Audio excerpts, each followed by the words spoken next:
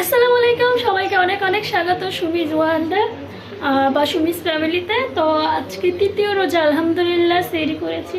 আল্লাহর কাছে হাজার হাজার শুকরিয়া, আল্লাহ আমাকে সেহরিতে তুলেছেন। যারা আমার ভিডিওটি দেখছেন অবশ্যই না টেনে পুরো ভিডিওটি দেখবেন, আর অবশ্যই ভিডিওতে লাইক, কমেন্ট এবং সাবস্ক্রাইব করে যাবেন।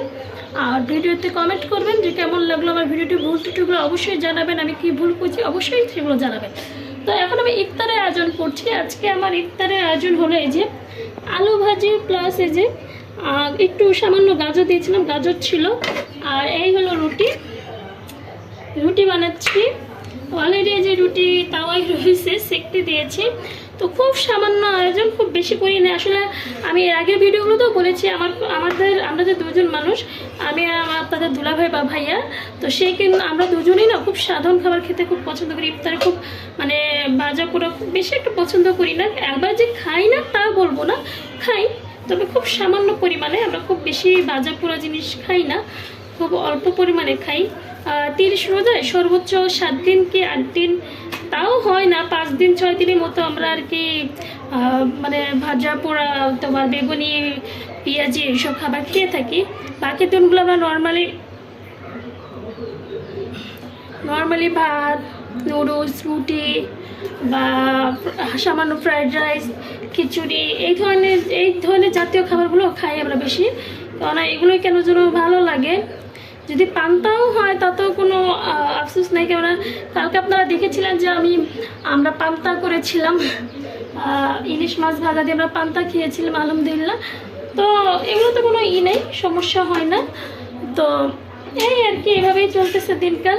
তো কার কার রোজা কেমন যাচ্ছে অবশ্যই জানাবেন। তো অলরেডি আমার এই যে ফুলকো রুটি বানানো শেষ, আলহামদুলিল্লাহ সবগুলো রুটি মাশাআল্লাহ অনেক সুন্দর ফুলেছে। এই ফাঁকে আমি শরবতও করে ফেলছি।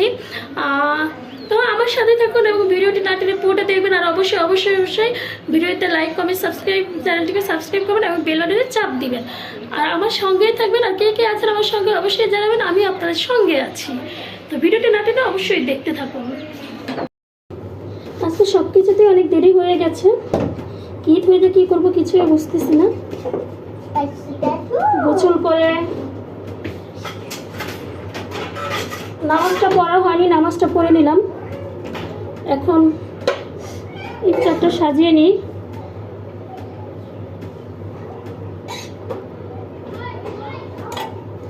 আলু ভাজি দিয়েছি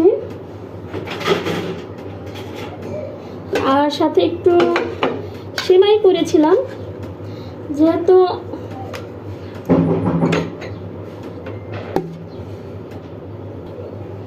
অনেক দেরি হয়ে গেছে সব কাজে। কি করি, এমনই হয়, যত তাড়াহুড়াই করি দেরি হয়ে যায়।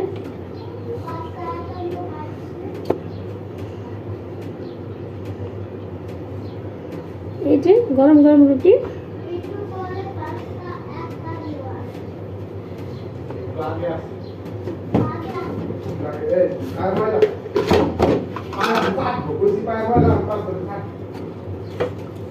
হলো খেজুর।